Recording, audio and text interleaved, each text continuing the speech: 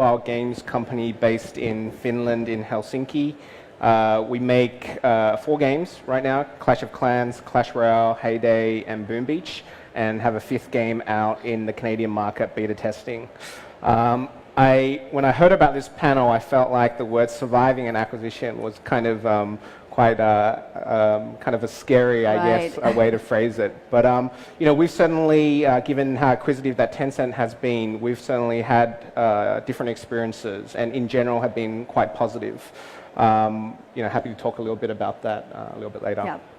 And how about you, Jishun? What are your experiences in terms of M&A? So, hi everyone. So I'm a venture capital, so I haven't sort of be in the mode where my firm or my company has been acquired, but I've certainly been involved in a number of M&As, from earlier on to between Youku and Tudo, and later Alibaba acquisition of Youku, to later on Qunar and Ctrip and Didi and Kuaidi and so on and so forth. So including Sunny here. So he'll tell a little bit of his own story. So I think there's been quite a little bit of sort of a process going through that, and I could certainly share a little bit of my experience in some of these processes with you guys. Hi, Sunny Vu, former CEO and founder of Misfit Wearables. We did wearable technology, and I've started and sold a number of companies over the last couple decades, ranging from software, medical devices, and wearable technology. And looking forward to sharing some of the stories there, some successes, some failures. So love to tell you more. Cool. I want to know, what were the biggest challenges you guys have come across in terms of your M&A experience?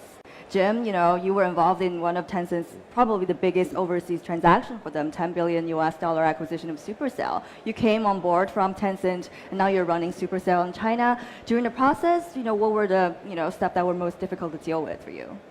Yeah, sure. So as context for us, I was actually at Tencent when we did the initial investment. That was around September of last year. It still happens to be Tencent's largest investment that they have made, and it's obviously those kind of deals are quite complex. After the investment was done, I actually joined Supercell in this current role. And I guess the context that I'd like to share is more from the Supercell's perspective. I think during the deal, it was very, very important for Supercell's management team to really align with Tencent on post-acquisition, whether the values, the goals, and the mission of Supercell as a company would be maintained. Supercell as a company, very small company, 220 people. Tencent, this 35,000 person company, one in Finland, one in China. So, a lot of potential situations could go wrong. But what was important from Supercell from the outset was the core values that it has always had that have made it successful as a mobile games developer, including those of independence, a non-negotiable focus on really quality, making super high quality products, as well as thinking long term and also risk taking. Those were the things and the values that the company itself and employees inside the firm wanted to make sure that they maintained going forward. And I think if you think about a mobile game company, majority of the staff are they don't really care or do not even really know about, even at that time, who Tencent really was or what they would do. They would only hear about things in the news. So it's very important as a management team for us to reassure and also talk really openly about how we wanted to maintain those key values even after the deal. And culture is a super important thing to Supercell as a company. We want to be extremely transparent to our staff. So probably one of the things that we do a little bit differently to other companies is, even during the investment process, we would, as a management team, give weekly updates about how the deal was progressing, key terms. I think generally what you find is, these senior people are locked up in a room and they stay in that room and they negotiate the deal and then they come out. Actually, for Supercell, because of that value of transparency was super important, they were very, very open on a weekly basis with how the deal was progressing. I think it's also important to be clear about why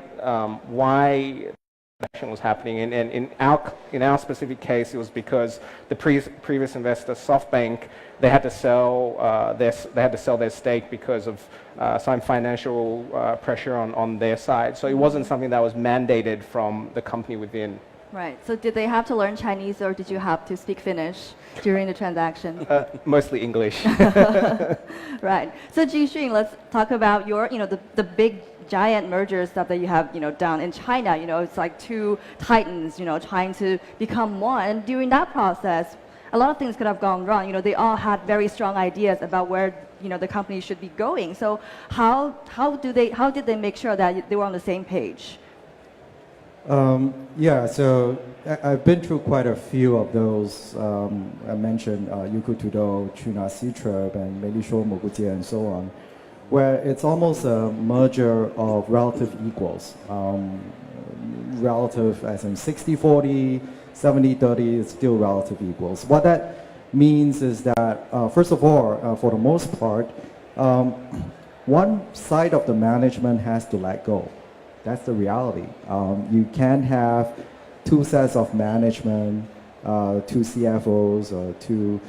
Just the whole integration is just impossible. So that's a tough part, and that has to be fully discussed or negotiated up front. And I think the other big part is that even if that is settled, there's a huge level of insecurity on the part of the company or the employees that's being acquired. They feel like, what's going to happen to me? Am I going to keep my job? Do I have to report to someone who has been my equal on the other side? Right. All this sense of insecurity is really, really high. So, in the Youku Tudor phase, the case, from the point that we have a discussion to the point of the announcement, it took us about 3 to 4 weeks, and that handshake actually happened right here in Hong Kong. And post the announcement to the deal being consummated, that took about 6 months before it was finally agreed by the shareholders, SEC, and going through all the antitrust issues and etc. So that 6 months was like intense because the deal could fall through and what it means for the company that's being acquired. So I think in the process, we go through a lot to different level of communication exercise to provide assurance how things might happen along the way. So I was involved in this, what we call an integration committee in that 6 months period, and we have weekly meetings among the senior management to take phase by phase. So integration is already happening, despite, or we have to assume that's going to happen, despite that thing is not fully approved yet. And making sure that the employees know where they stand, what they could do, and the terms and conditions of their engagement, continue employment. And all these things needs to be really, really well worked out and communicated as quickly as you can. Right.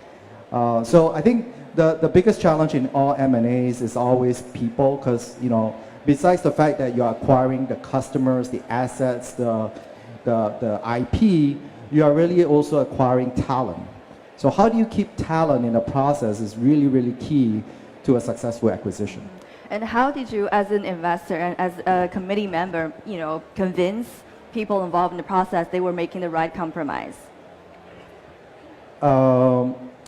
So there's a lot of give and take. Right. I mean, it all comes down to the valuation, the terms of the departure. On the part of the management that's departing, there will be acceleration of options and things like that. Then you have to decide, who do you give the acceleration to? Why don't you give me? I want to leave. I want to, just go on and start a new company, and I get the best out of it. Right. So there's a lot of consideration that goes on, and you want to not only for those employees that you want to retain and you want to incentivize, you may have to give them more to let them feel like, hey, I'm going to be valued just as much going forward. So that's, I mean, all I can say is that there are a lot of stuff that happen in between, and it's all case by case. Different deals have different issues. All integration or all mergers also comes with a lot of challenges, the clash of culture, clash of system.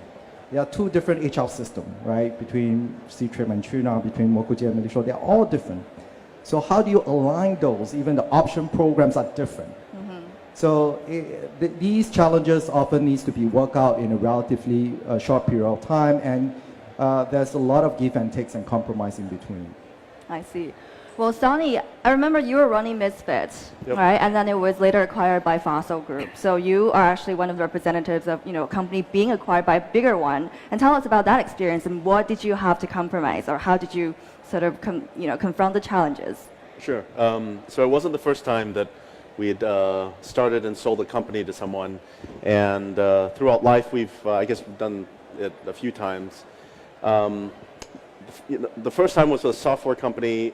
We started a company that was acquired by Ask Jeeves, a search engine that got acquired, and that was tough. It was very difficult because ultimately there wasn't an amazing cultural fit or anything, and it was tough.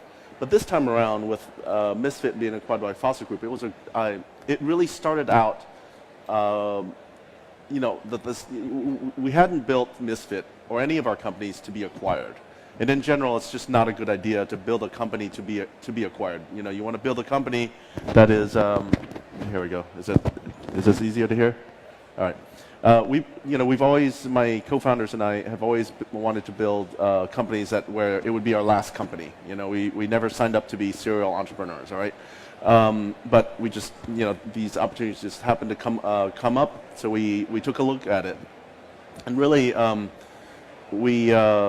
the reason why I think things have gone really well with the acquisition and the integration of the teams started with a common culture. People talk about culture a lot. It's thrown around as a buzzword a lot, but when you're building companies, large organizations, buzzwords become reality. It's really true that it's important, and it's important for the long-term sustainability of teams, whether it's one team or two teams becoming one. And so that's kind of why things have turned out really well, for the most part. And so it's really, I would say it's two things. Cultural match. Working out the mechanics of an acquisition is important. Hire good lawyers to do that. Right. They're going to have better lawyers than yours. That's okay. As long as you can work out the mechanics, and that's usually pretty easily done, or at least it'll get done one way or another.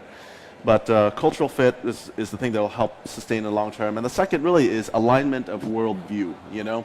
If you're kind of looking at the world the same in similar ways, if you're wanting to solve the same kinds of problems, and there's a great cultural fit, it's gonna work out. At Misfit, we had always viewed ourselves as kind of a fashion company. Everyone, we did wearables, but we really were looking at design and fashion and style as things that we aspire to build great products in.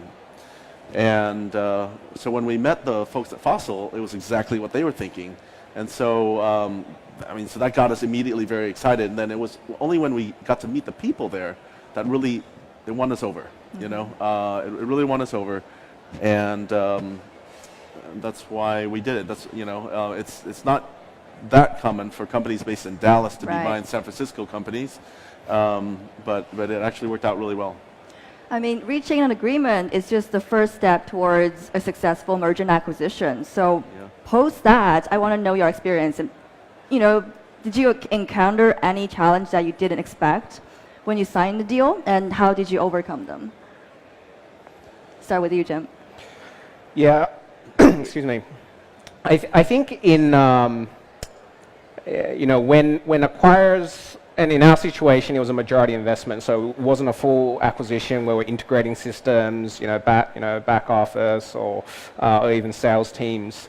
and that's allowed us to really keep ourselves kind of standalone. But I think in any kind of M&A or acquisition or investment scenario, the acquirer always has a certain expectation, right? They're doing the deal because they want to grow into a certain market, or they want to get access to a certain product, or for whatever reason. And so sometimes as a target company, you're either meeting those expectations or you're not. And in an industry like, for our case, in the gaming industry, it's a very volatile industry. It's, some quarters, some months we're up, and some months where we haven't met those expectations because inside our product, players may be playing other games or not purchasing things that that we expect. And so I think it's been really important, and we've had those months since the investment. And so I think it's been very important for us to really have a very clear and frank and direct conversation with Tencent about why we haven't met certain targets that they have felt when they did investment, or in certain months why we perform better. And in the first case of not meeting targets, a really clear plan of how you plan to turn it around, what the reasons are for underperformance, so to speak, and showing and making them comfortable that you really understand and have a really good grasp of your business and how you plan to kind of change that going forward. And I think that's very important in especially kind of companies and industries that are not always kind of a linear growth that you see in those graphs. Right. Jixun, I remember when Youku and Tudong merged, it resulted in some departures of some of the senior officials in one of the companies. Was there a particular difficult time for them to be on the same page, and how did you guys make sure that the company's up and running after that? Well, if you look at, I mentioned earlier, a lot of these mergers of relative equals have always resulted in the departure of management on one side. It has to happen. So it's just not possible for the management to keep up with the integration with two different teams and two different set of leaderships. Always my own experience is that for the acquirer, like in the case of Youku or in the case of C-Trip or Moguje, always almost really have a team you can send in to help drive that integration, because you have to have a trusted.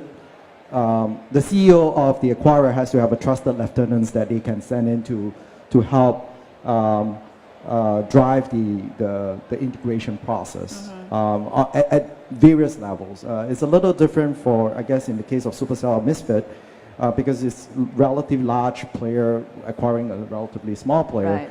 And mergers of equals, you have a clash in many different ways. And so only with the team members in there reorganizing the organization as necessary and providing the assurance and communication necessary, it won't be easy. You asked the question like if there have been surprises. To be honest with you, there's always surprises, no matter how prepared you are.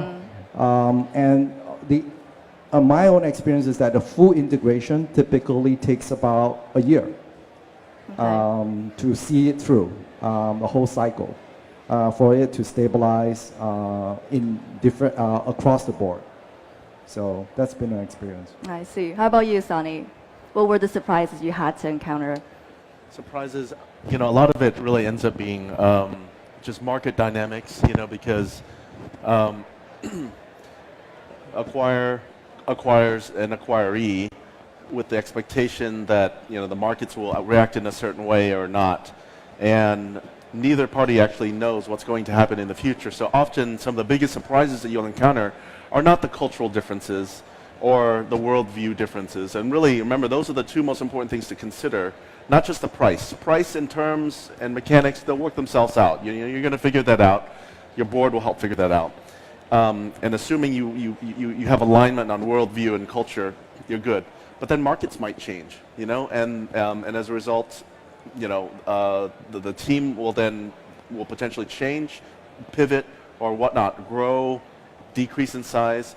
And that's just something we can never predict. But when there is that alignment, at least as one team, you really feel like one team, one family, as opposed to two teams trying to figure out how to work together. That's when you have alignment, you're going to have that true organizational merger, and that's really when 1 + 1 becomes more than just 2. And so things have, at least with the Fossil Misfit thing, it's really worked out well because we were valued for our technology, but even more so, I think the team. We went from like 3 engineers to 203 overnight at a fashion company. I mean, who could say that? And I think that was one of the things that really has made the partnership powerful. Thank you so much. Well, I think we need another hour to discuss all the cases that you guys have been through, but unfortunately, we're running out of time now. If you have questions, feel free to approach these gentlemen, off stage, but so far, this is going to be it. Thank you very much.